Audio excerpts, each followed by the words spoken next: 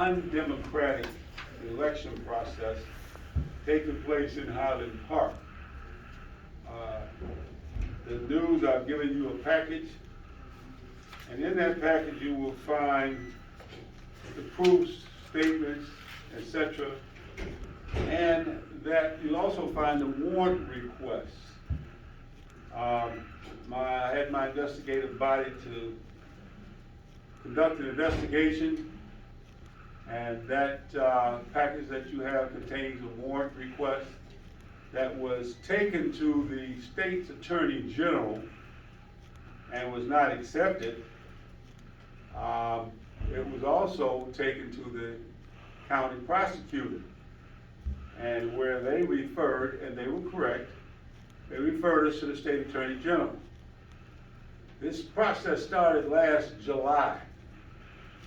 I contacted the state attorney general's office numerous times myself. My chief investigator not only called, he went to the state attorney general's office on Grand Boulevard in Detroit. No action taken. Now we have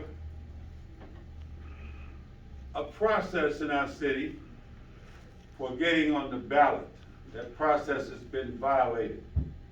Now, I received phone calls, I received literature. Some of that literature is included in the package I gave you from Mr. Blackwell, Mr. Charles Blackwell, and from others regarding the election process. Now today, I want to talk about City Councilman Rodney Patrick, who signed an affidavit, and this affidavit clearly states, right near the signature block, that I swear or affirm that the facts I have provided and the facts contained in the statement set forth below are true.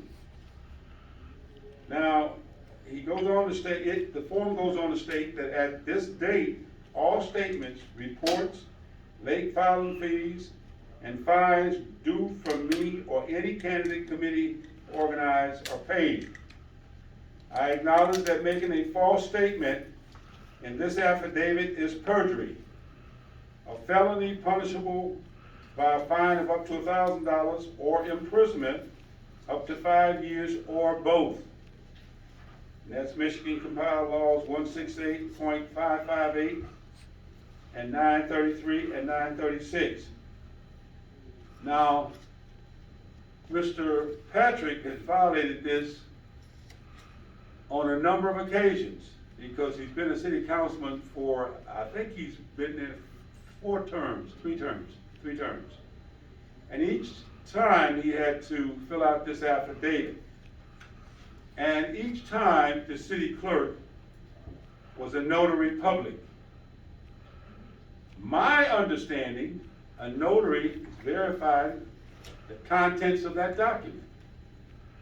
If that's true, in my opinion, she's just as guilty as Rodney Patrick because she processed the affidavit, she put him on the ballot, and by him going on the ballot, of course, he obviously kept a person from the ballot that was authorized and that earned their way there. So this person I'm talking about, Miss Mannequin, she had a lawyer to go to the state attorney general. In that package I gave you, you'll find a document where the state attorney general advised the attorney that he could prosecute and told him under what statute, what Michigan Compiled Laws. Since we started this process, the city clerk has not changed her position. In other words, in my opinion, she's placing who she thinks should be in those positions on the ballot. She's controlling that. I was a candidate in 2016, and I went into the city clerk's office to receive the correspondence to prepare to run for mayor. I was told by the city clerk, Brenda Green, that I owed money and she could not put me on the ballot. Well, of course I was a little irate because I didn't know that I owed money because I have a secretary that was running my campaign. Not an official city secretary, but one that I had retained.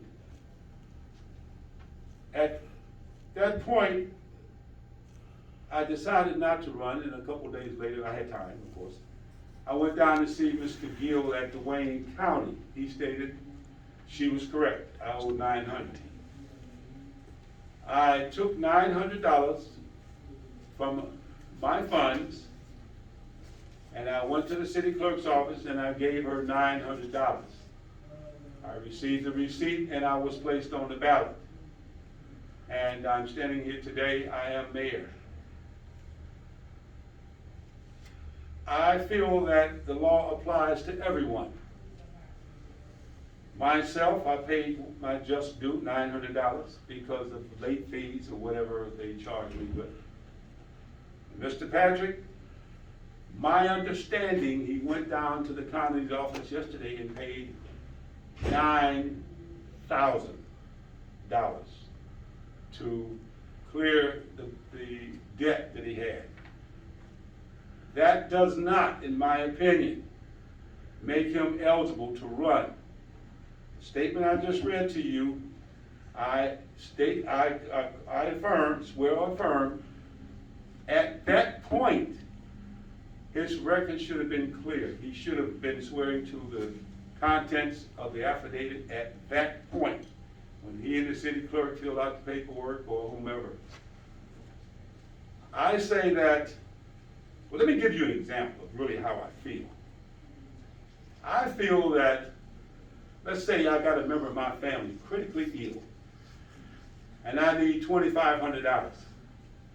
I walk in the bank and I give the teller a note. This is a sticker. I need $2,500. She gives me the $2,500. I give it to the physician. He saves my relative. A couple years later, I come into a streak of luck, financial luck. I go back to the bank and I give the teller the $2,500 back. Am I still guilty of bank robbery? I think so. He swore that day, not yesterday, he swore all those terms that he's been in city council, that he affirmed that he had paid the debts, he didn't know the county, he didn't know taxes, he didn't know anybody. He lied. Perjury. Perjury is the crime. He committed perjury. Should he be punished? Sure. He should not be able to be on the ballot.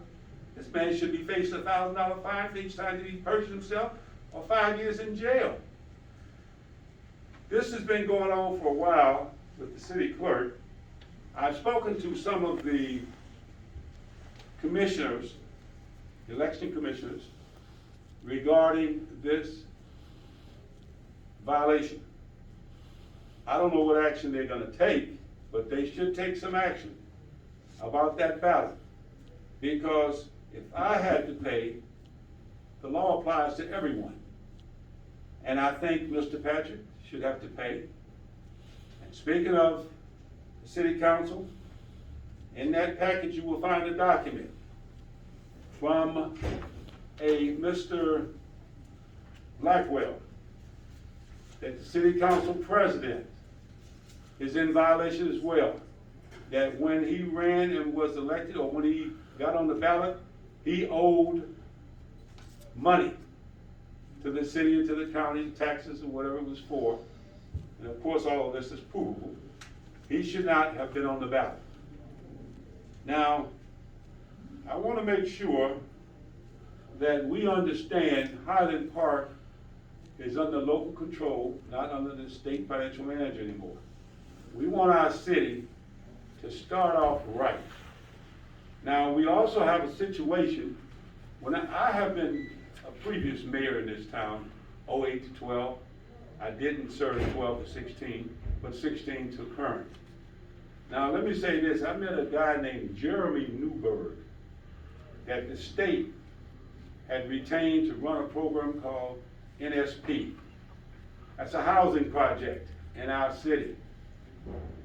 Mr. Newberg told me that my staff could not occupy those homes. Those homes were designed for low to moderate income folk. I have my city treasurer occupying one of those homes. Now, to me, that's unlawful to take a home that should be occupied by a low-income person. That's not proper. I have before me, I don't know if you can zoom in and see this, Danny Glover came to our town. Some of you might remember this. He came here to help us raise money to reopen our library. That money was collected. I went to a fundraiser downtown with Danny Glover and a number of Highland Parkers. And there was a lot of money raised down there because every entry, every person that entered that location had to produce $100 to photograph and get Danny Glover's autograph and so forth. It was $100 per. I took myself and 2 members of my family. A businessman in the city, I don't know if he wants his name called, but he took his family and he donated $1,000. The person in charge of the fund was Mr. Rodney Patrick. Today, ask anyone, where are the funds raised in this fundraiser? I was told that Jennifer Granholm sent her chief fundraiser to our city to assist. And if you go within Rhode Island, where the library is, that's a beautiful architectural structure. Really beautiful structure. It's still closed. What happened to the funding? That's something that people ask me, and I don't know because I was not a part of that commission. I didn't appoint that commission. I am dissatisfied with a lot of laws that are broken in this city. But when I asked the state attorney general to perform her duties, the document in that package that I gave you that she gave to the attorney, it's her duty to take that warrant request and take Mr. Patrick and our city clerk, Ms. Green, and adjudicate the case that's before her. But not adjudicate, but of course investigate and confirm the warrant. She's not done that, and I've asked many times. I called the Secretary of State. She, in fact, took action to call the State Attorney General. And the State Attorney General then called my chief investigator, but still she took no enforcement action. I'm at a point where I think we need to either look at the State Attorney General and the enforcement of her office, but we must enforce the law. Everybody's focused on January 6th, Washington, the ballots, the voting process. How about the little cities like Highland Park? We need enforcement too. I mean, you're focused on Washington, how about focus on Highland Park? It's time that we have the law applied to our city, have our citizens have a fair shake, and not just have our city clerk place whom she wants on the ballot and in these positions. I'm at a point where if I have to, I'm going to have to write a letter to the governor and have the governor intercede because the State Attorney General is not doing her job. I have all the documents that I made reference to, have all the documents, and the majority is in the package. I want you to look at that package, and I want you to look at the evidence, the statements, the trouble that we went through to try to get justice in our election system in this city. excuse me for a second.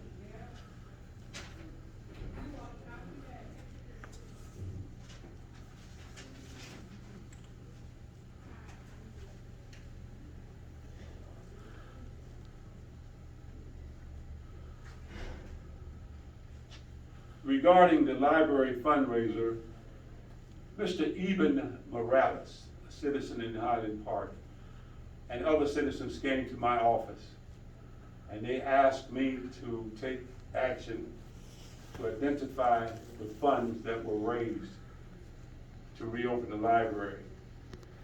I turned it over to a department, and I left office, of course, but that doesn't mean that we should allow the citizens to be shortchanged when it comes to reopening our library, place of literacy for our children, for our seniors.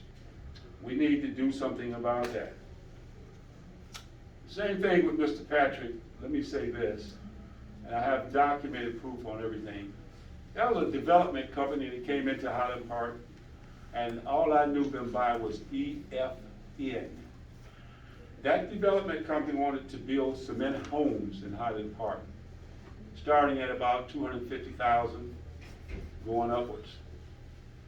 Well, they offered myself, and they offered Mr. Patrick a trip to Florida, flight paid, hotel paid, food, etc., etc. I refused because we were still pending a contract with this development company. But while Mr. Patrick accepted the gratuity and flew to Florida and enjoyed the luxuries of the hotel and the food, etc., I went out to suburban communities in our state. And I talked to some of the people that had cement structures.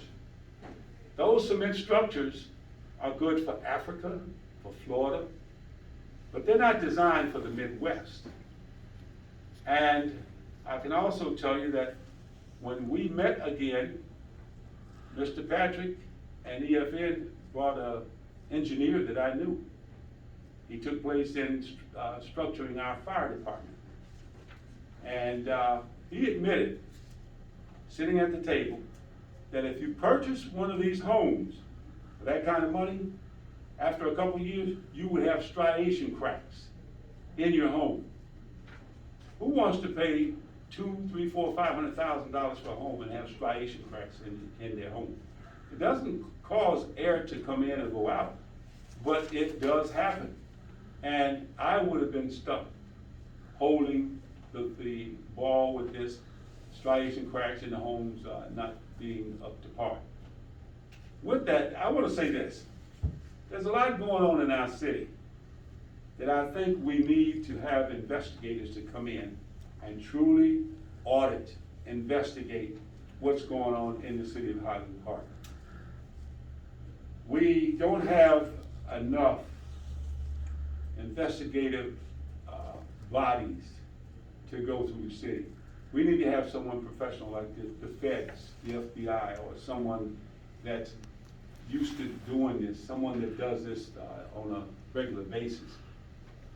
I'd be glad to share information with that investigative body and give proof of occurrence. With that, any questions you have for me?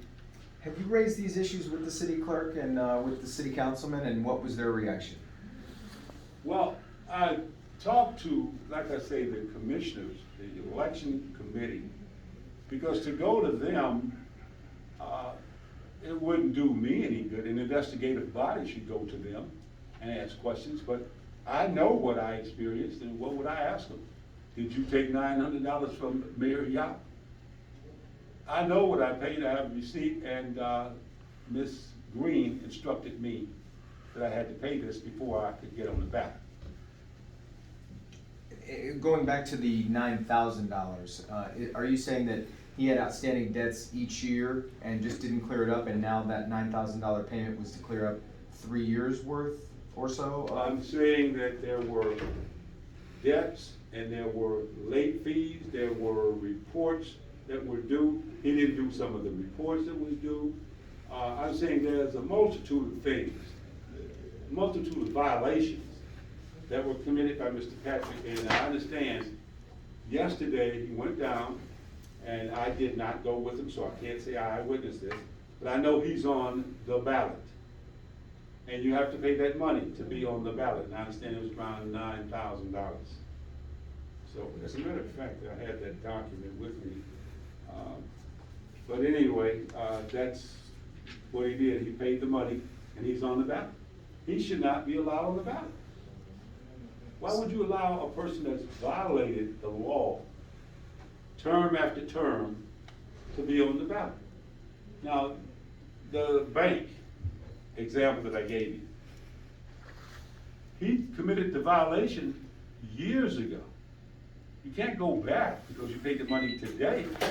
You can't go back and erase the violation. Perjury, he committed perjury. So to clarify Jason's first question, Mayor, have you talked to, confronted either of the parties you're calling out today about these issues? I've spoken to Ms. Green briefly, but I didn't see any real cause. What would I gain by saying, did you, or why did you? That's for an investigative body. Me, I can only create animosity or friction, but an investigative body will be seeking information. Are they aware of the investigations and the allegations though? Yes, I'm almost certain, Ms. Green is certainly aware, because I think one of the committee members, the election committee members, advised her that it was her responsibility as the clerk to know that I'm qualified or not qualified. It's like me hiring new police officers. I came into office, I had to let some police officers go because they weren't qualified. They were not backgrounded properly. So it's her job to know who's qualified and who's not. And if in fact she is the notary, certainly as a notary, you're saying that I agree with the information on this form. That's my interpretation. And all the money that people are paying is legitimate, legitimate expenses, either late fees or all of that. That's kept by Wayne County Election Office, and that's why I left the local office and went to Wayne County to confirm that I did in fact owe this money. And Mr. Gill, I don't know his last name, but he told me that yes, you do owe the money, and Mr. Patrick obviously owed the money. Allegedly, he paid it yesterday, and he's on the ballot, I know that. This is probably a silly question, given what you say took place yesterday. Why now? Why present? Why are we here now talking about this? Given also the history of this. Why now? Because I think it's time for it to stop, and I can say that there's proof that Patrick is back on the ballot. Now, with the knowledge out here, why would she put him back on the ballot? The election commission is aware of this, and so is she. But this time, of course, on this affidavit, she didn't sign it. Her assistant signed it. Okay, so what does that mean? That's why we need an investigative body, or the commissioners. The commissioners need to look into this, and they can answer a lot of questions with their investigation. They're authorized to investigate. And I saw some correspondence with the AG's office in here with one of your lieutenants. Have they given you a specific reason why they chose not to take this up? Not me. I've called about 3 or 4 times, and the only answer I got was they were busy. They were busy. Now, Lieutenant is my chief investigator. With him, I think they even asked him to execute a search warrant on a higher entity, the Wayne County Election Office.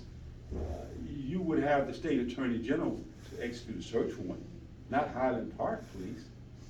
If I were the county, I'd tell them, get out of my office. I'm not going to honor that search warrant.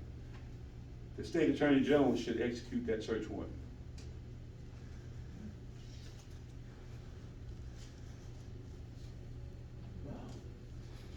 I do have something off topic, Mayor, since we have you.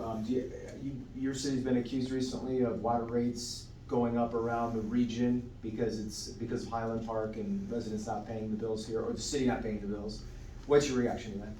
Well, I'm saying that there's a court that has ruled in our favor that we do not owe that money. And I don't have any internal information from GLEWA, but I don't understand why GLEWA was pointing the finger at Highland Park. Is it because they lost in court? Or they need someone to take the fall? If I overexpend as the mayor of the city, I might say the police department overspent, or finance lost some money or something. I don't know what their reason is, but I know this: Highland Park does not owe them any money. And you can check the court record, you can confirm that in court. Most news agencies have that court document. I'm surprised you don't have it. I believe we do. I just wanted to get your comment on it, and I think there's open litigation. Are you currently, the city's currently suing the state and GLEWA, or is that settled? Now, I don't know of any lawsuit that the city has initiated. I can say this: we are monitoring this case because the allegations that GLEWA is making is false. And Highland Park, as I stated earlier, we're trying to get back on our feet. We're back to local control. I don't know what GLEWA's reasoning is, but I think we're doing pretty good.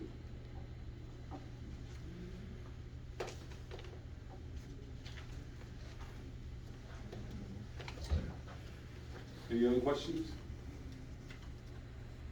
Well, I'll just say this: I thank you for coming out, and, you know, I felt bad about Danny Glover coming to our city and not being successful in his endeavors to open our library. I had many conversations with him, and literacy is on the top of his list. He's really interested in our children getting an education, so what can I say? Our city's doing swell. We need a high school, and I think our city would be well underway. Again, I thank you for coming out. Thanks, man. Thank you.